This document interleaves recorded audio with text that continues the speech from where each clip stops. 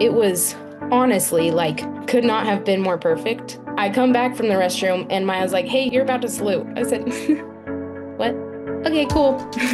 2 seconds later, I am not exaggerating at all. I salute. I go do a floor routine. Not only is it my first time showing a floor routine for Utah, it's my first ever scored routine. It was a crazy situation, but looking back on it, it was almost better than if I had known going into it, because I didn't have any time to overthink or worry or get too stressed out. I just saluted and went. And then you got to compete a couple other times that season. Yeah. And then at the end of the year, Carly gives you a big box, right? Yeah. And what was in the box? A full ride scholarship offer for my final year.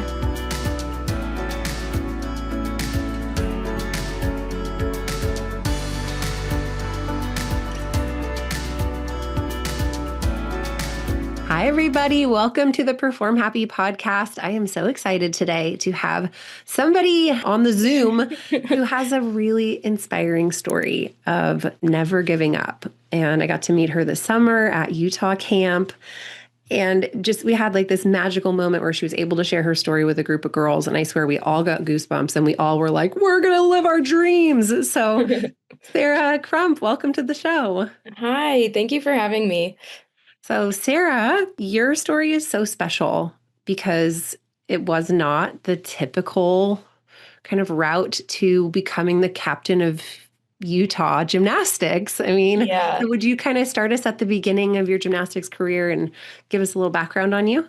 Yeah, absolutely. So my mom actually did gymnastics when she was younger. Of course, gymnastics when my mom was doing it is very, very different from how it is now. But she felt it was important for me and all my older siblings, I have 4 older siblings, for us to do gymnastics because she loved it as a kid. And it's a really good sport for basic flexibility and agility, body awareness, that sort of thing. So I started gymnastics when I was 2. I'm 21 now, so I've been doing gymnastics 19 years, a long, long time. And I kind of just fell in love with the sport immediately, even during COVID. When I thought it was kind of a blessing in disguise, my body was hurting and I was like, oh, cool, we get a nice break. It very quickly was not very fun. I really, really missed flipping around and just flying through the air and somehow landing on my feet. Gymnastics has always been the coolest bit of me. I grew up in the Salt Lake area, so I grew up watching the Red Rocks compete.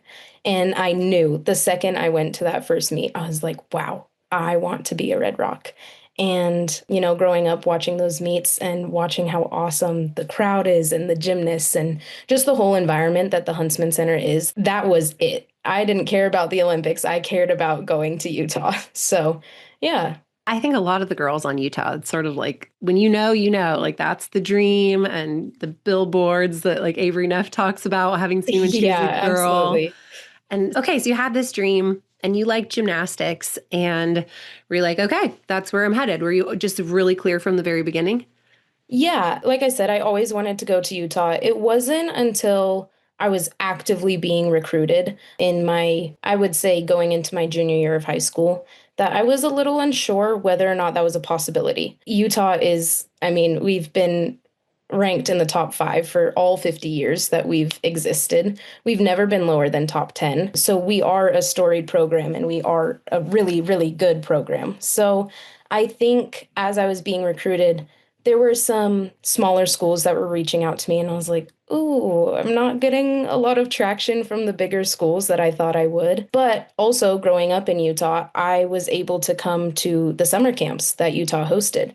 So I did kind of have a relationship and rapport with the coaches that were currently at Utah.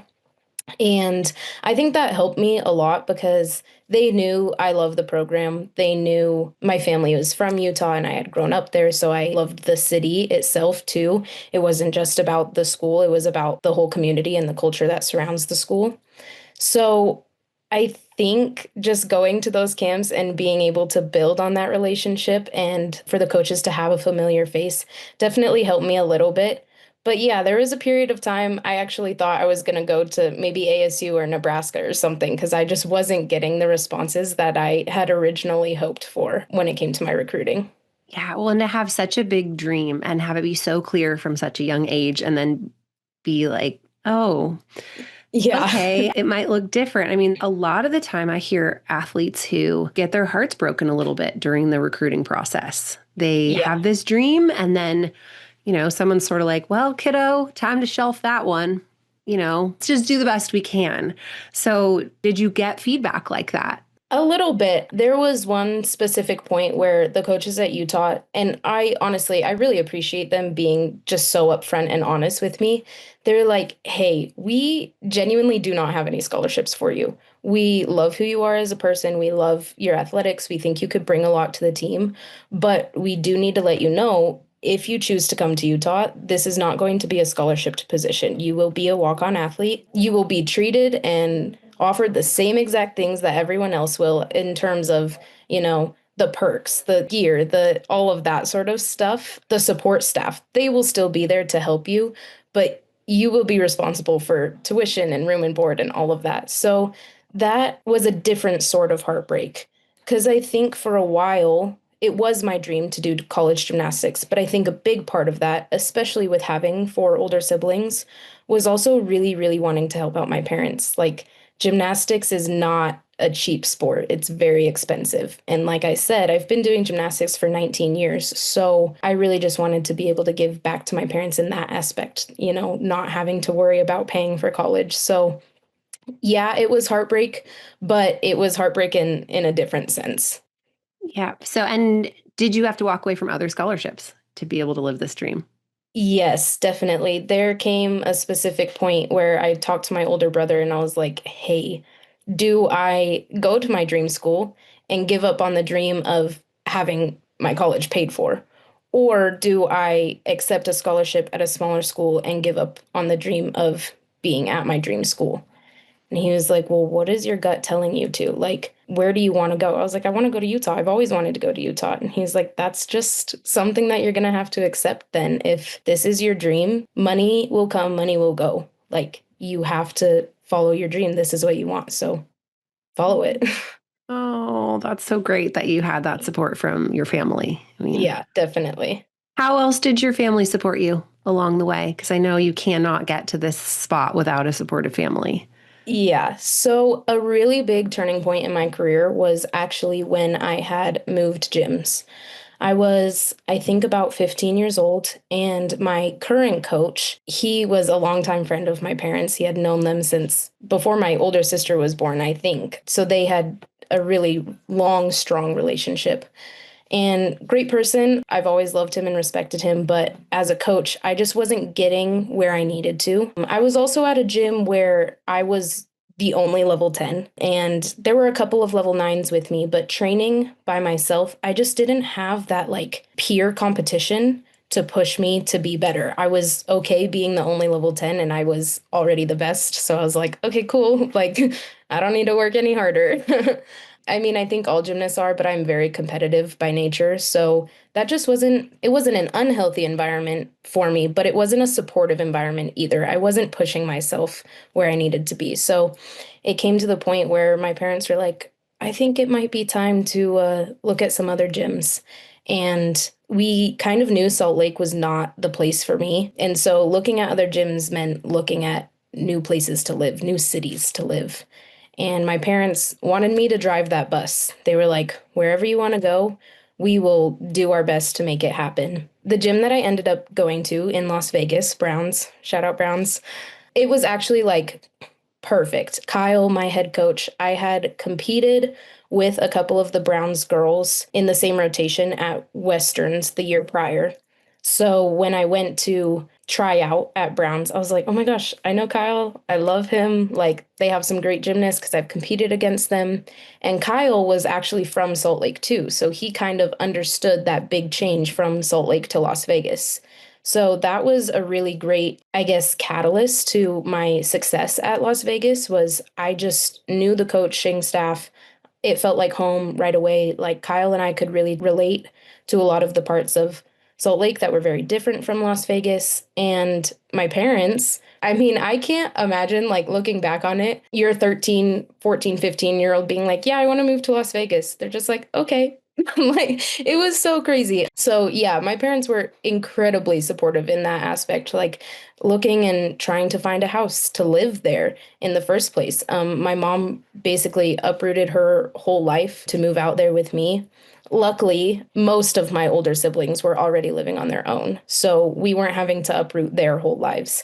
But it was a whole family change because my whole family was here in Salt Lake, and all of a sudden, mom and Sarah were going somewhere else. So, Wow. And so dad was in Salt Lake and you and your mom were in Vegas? long story, no, but my family was kind of spread out for a lot of different reasons. My dad is a general contractor, so he's just always gone where work has been. So, yeah, my family, my two oldest brothers were in Salt Lake, and my sister and my other brother were in northern Nevada in Reno with my grandfather and other family up there. So it's like the Krumps are just all over this region. Yes, So precisely. you'll Yeah. find someone somewhere in this region. Yeah, exactly. And even Wow. now, when we have fans or donors come in, they're like, "Oh, remind me where you're from." I'm like, "Well, that's a loaded question. My dad has worked here and here and here, and my brothers are here." But yeah, You're like Westish. We're in the yeah, Westish yeah, zone. Yeah. Yeah. That's like, I'm from the West Coast. Like, that's, yeah, yeah. exactly. Okay. So you had this incredible supportive family. Now, that decision to switch gyms, I talk to people all the time who, are in a situation where they're not thriving in their gym. And so often parents are like, well, switching gyms is not an option. And it's like, Yeah, like just to have, yeah. And of course, you cannot necessarily uproot, 5 small children, but it's really incredible. And I imagine that you're super grateful that your parents were willing to kind of like put this dream in the forefront for you. yeah. Did that ever add pressure of like, okay, I have to be amazing because everybody's given so much for this? A little bit, but it didn't start adding pressure until I had already gotten to college. And it was when I had already gotten to Utah and I wasn't having the storybook career that I thought I was going to. Then I started to be like, ooh, I've made it this far and I haven't quite done what I want to. I haven't quite felt like I've repaid my parents in the way that they deserve. Not that they ever asked for it, but that is just like you want to give them everything that you can. And I wasn't giving them the career that I thought I was going to have. And so they weren't getting like the accolades and everything that I thought I was going to have too. What did you expect? What was the vision when you walked on at Utah as a freshman? So I knew being a walk-on student athlete, it was already going to be hard. McKenna, my fellow freshman in my freshman year, she is a rock star. I don't know how she does it, but she just practices and competes the same exact way. And it's like, it's no change for her. I don't know how she does it. But I knew, like, being a freshman, it was going to be hard. Being a walk-on, it was going to be hard. And having a fellow freshman who is a rock star all-around athlete is just like, that extra little pressure, you know? But I still imagine myself, top dog is maybe not the word, but a little bit more in the middle of the mix.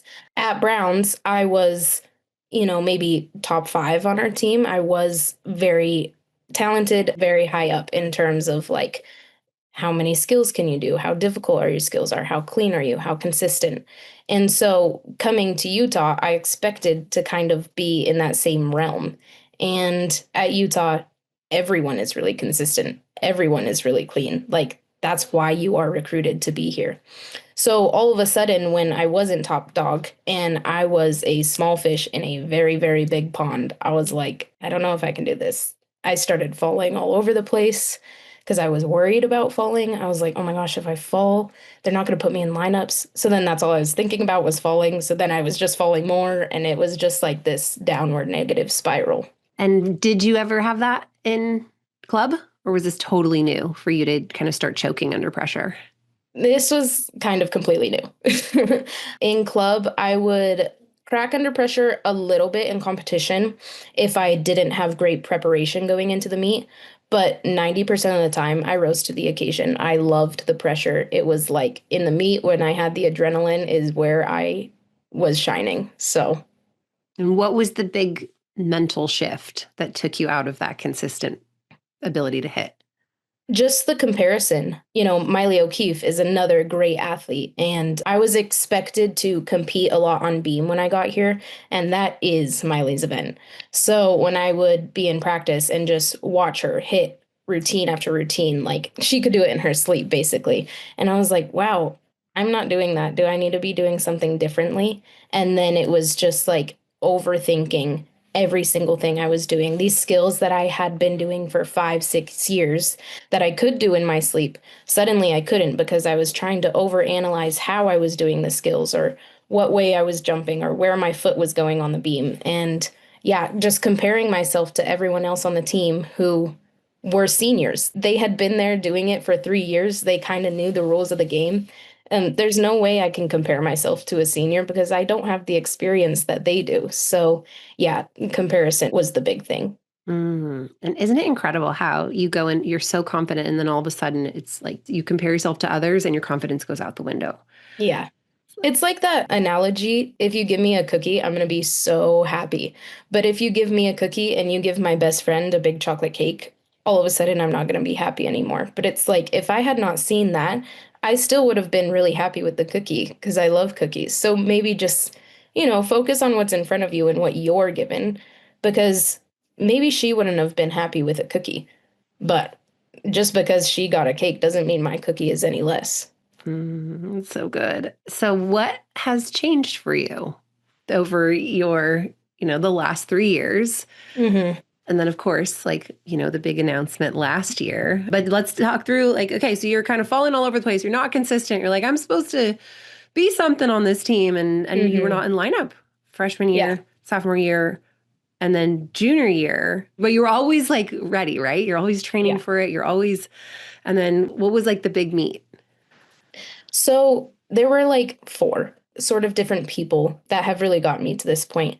My freshman year, it was Jaden Rucker. I think she could kind of relate to me a little bit because she was injured her freshman year. And even though it was a very different situation, she still wasn't competing the way she had hoped or intended to.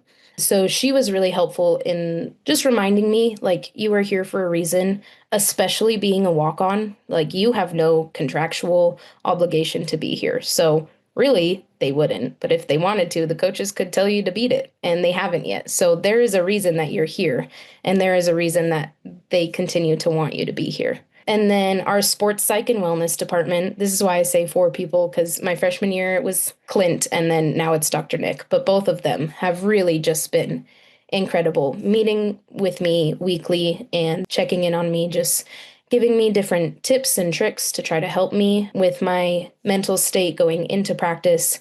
And also just like weekly checkups, even if I don't need it. They're like, just come talk to me, just gossip with me, have a little girls sesh, if you will. And then really Carly, her greatest strength is just seeing you as a person first. My favorite quote from Carly is gymnastics is what you do. It's not who you are. And she never fails to remind us of that. Like we still are the little girls that dreamed of being college gymnasts. And so not to let gymnastics really rule your life because it is such a small portion of your life and it is what you do, but like I'm still an incredible person even if I'm not having the best day in the gym. So Carly, especially after my freshman year, she was like, "Hey, I know this last year was maybe more difficult for you, maybe it didn't go the way you wanted it to. Like, what can I do to help? And how can I make you feel like you are still the incredible athlete and person that you came in here as?" So, yeah, it was really a combination of all of those people just continuing to push me every day and continuing to remind me how great of an athlete I was, like what I brought to the team and what they valued about me, even if what I brought to the team wasn't a score. And that's such an important point is that you can go to a club team all the way up to, the top D1 team. Everyone has a different role. And some of the people's role is banners and scores. And some people's role is that kind face that's Yeah. there for you when you're struggling. And some, it's that worker who's like, dang, she's still going at that conditioning. I better not cheat this time. Yeah. Yeah. You've got the one who makes you laugh. You've got the one, and person who's putting up the scores couldn't do it without everybody else in there making it a place people want to be. Yeah. And then sometimes, that person with the heart who like couldn't walk a straight line in level 3 is now, showing up in a lineup in a college team. I mean, I've seen this in my personal experience. The kid that you did not think was going to end up at UCLA ends up contributing to a national title on bars. Yeah. It's the person who has been in that maybe a different role all along, but still like has their eye on that dream and is willing to keep going. So, I mean, if you're in your 3rd year and you have not made a lineup yet, what keeps you going? Is it just the people? That was a big part of it, definitely, was just the community that we had at Utah. The fans really play a huge role in it. All of our donors are donors because they're fans. They were fans first, and then they wanted to be able to support our team in a different way. So a lot of our top donors that come to practice, a couple times a week or a couple times a month and come to our show days before we're actually in season, those are the people that when they're coming in, they're saying like, oh, we're so glad like you're still here. We love having you here. We see the impact that you make on competition day off the floor. We see the progress that you're making in the gym. And I think hearing that from people who aren't in the gym every day, sometimes it can mean more because they see the drastic changes more than you do. Obviously, if Carly sees me every day, we may look back on a video from 2 months ago and we can see the difference, but that everyday progress is really hard to see. But all of those donors being able to see that progress in big chunks and big changes was really helpful, just to have that little reminder that people really do see kind of what I'm doing. And yeah, just the community around me just constantly supporting me and, saying, we see what you do, even if it's not showing up in the scores. Okay. So then you're, ready to exhibition on floor in one meet, right? And tell us what happened. Yeah. So home opener last year, already a big meet. Nerves are high because it's our first time with a big crowd and everything. I was ready to exhibition. I think I was actually going to exhibition 8th. I think we had 8 deep that day.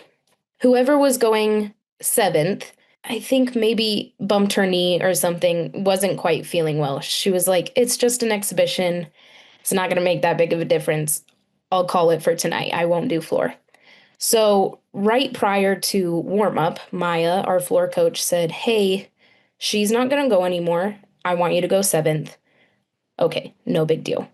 I finish warm up. I have like 30 seconds until our first routine salutes on floor.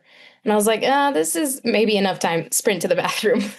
It was definitely a nervous pee. I did not actually need to go to the bathroom.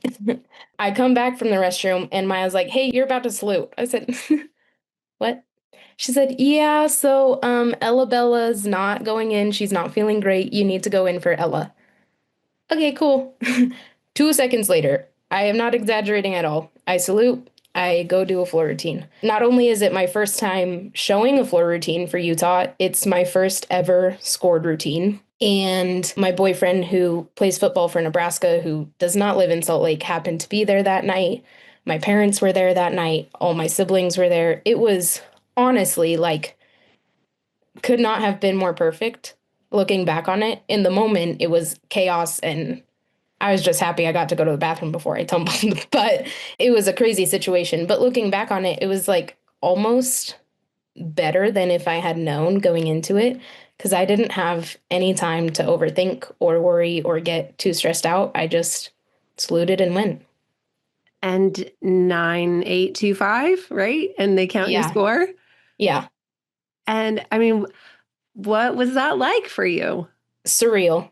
My favorite part is actually when I was scrolling through my pictures after the meet. There's this one picture, and I could pull it up for you. It's like I'm not in focus. I'm in my finishing pose, and it's just my team in focus in the background. And there is not a single person that's not like jumping up and down and cheering. Carly doesn't even coach me on floor, but she was like, I am just so proud of you for, continuing to put the work in every day, continuing to be ready, because you never know when your name is called, you got to go. And you did exactly what we've been training you to do, is just be ready when your name is called. So I think my favorite part of the whole night was just like seeing the support from my teammates and seeing how proud they were of me for, finally getting that payoff. And that payoff was more than I could ask for. And then at the end of the night, I was named MVP, which was like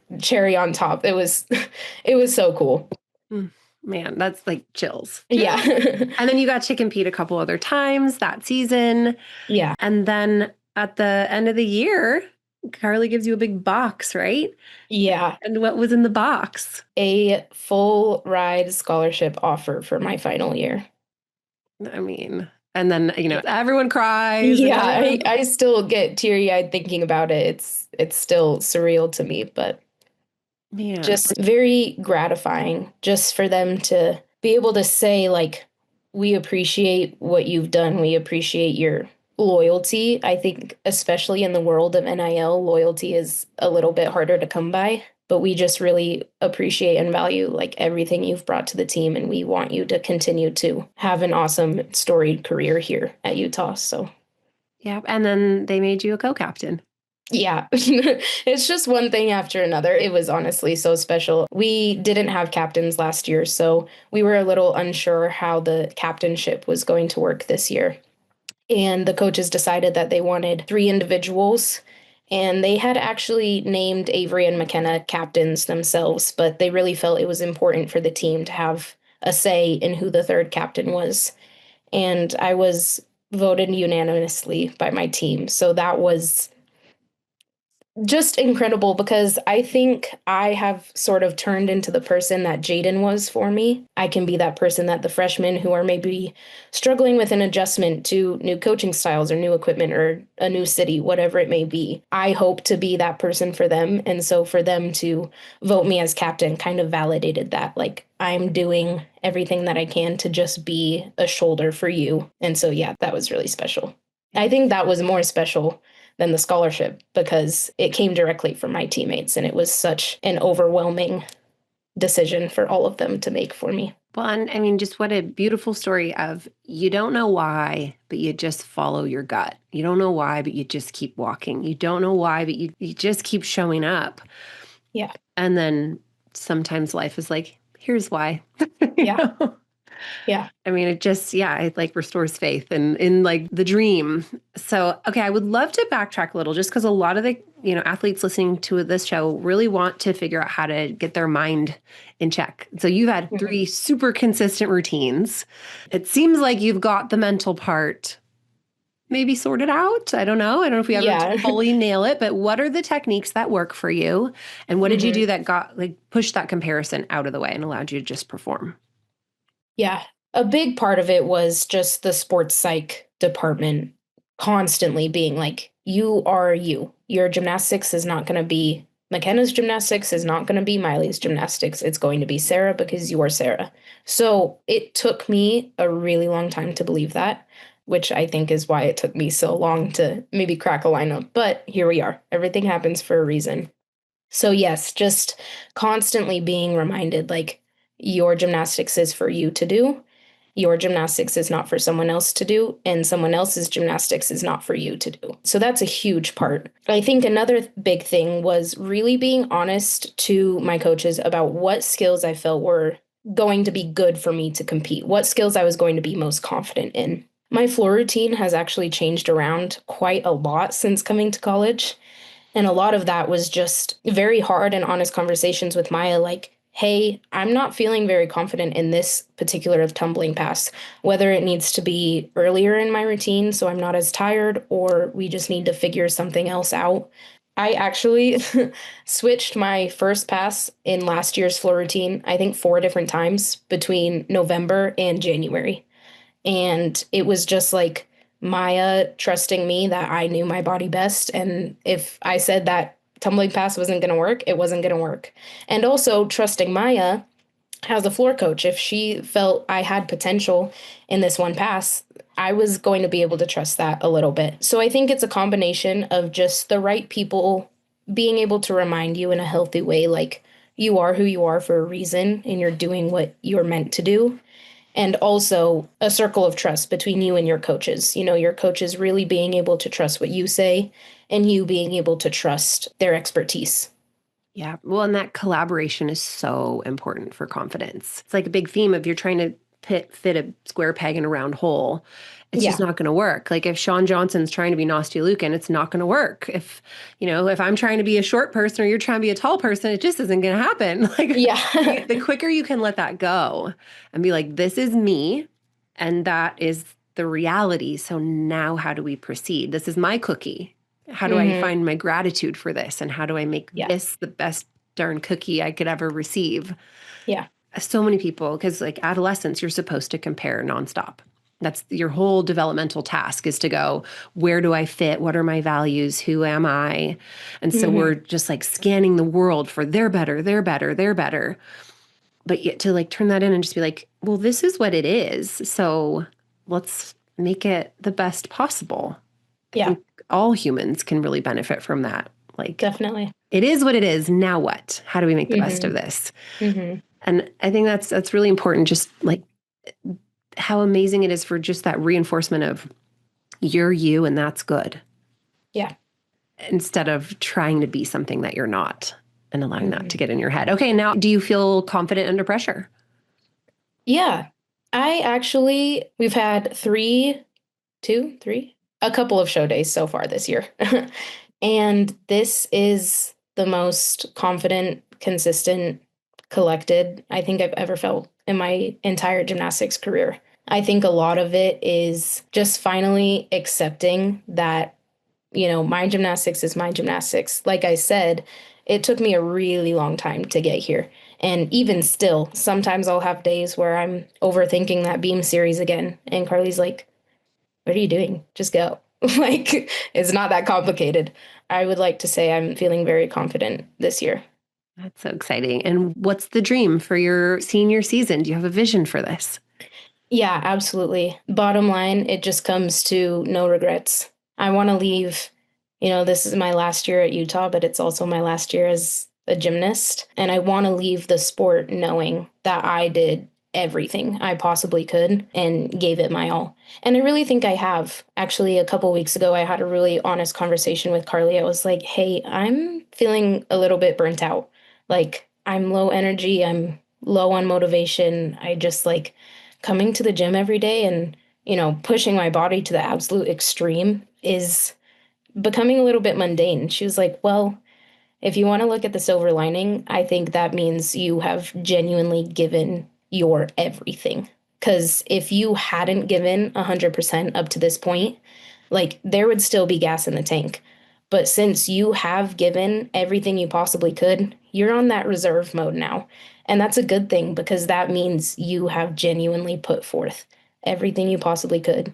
And when you salute on that last routine, when you fly home from Dallas for the last time, like you'll know you gave it everything. So Yeah. that's my big goal is there's not a specific number or, I would love to make All-American. I think every gymnast dreams of a perfect 10, but in all reality, I just want to leave the sport with no regrets. And I think it's so beautiful to have, a vision that your mind can kind of collect behind that doesn't have to be so concrete necessarily because, there's so many things outside of your control as a gymnast. You can't hmm control how the other teams show up at nationals. You can't Yeah. control, so many factors. COVID, like that just was the ultimate and being like, wow, we really cannot control what we think that we can. Yeah. So the more you're like grasping to try to control it creates that tension that can take the flow out of a routine where you're like, no, my goal is to give it my all, to put my heart out there and to walk away with nothing left in the tank. Yeah. And then everything else is a cherry on top. I Yeah. mean, imagine a career like that. Like you get what you have that's what Yeah. happens when you live your life like that. Definitely. And I think, especially in gymnastics, where it's a sport that is so subjective when it comes to the scores and the routines and what the other team is doing. Like in football, you can study film and you can study what the other team is going to do. But in gymnastics, like they're just doing the same routines, but their routines don't affect your performance at all. And you can't really control, like you're saying, what side of the bed the judges wake up on. Maybe they're just in a really bad mood that day, and maybe they're feeling like throwing some 9-7s. So for me to make my goal like a specific score or a specific accolade, I think would be a mistake because that's not something that I control, but I absolutely can control giving everything that I have.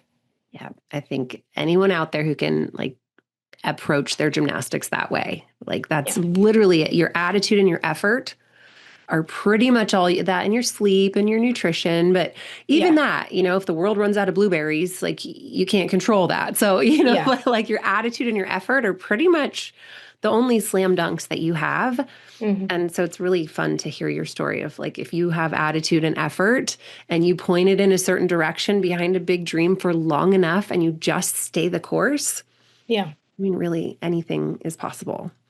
Yeah. Okay, one piece of advice for the athlete out there who is maybe not having the career they wanted right now, whether they're, injured or scared or just feeling like the clock is ticking and they're not where they want to be. What would you say to that athlete? Two things. One would be find your community because your community is going to push you when you can't push yourself.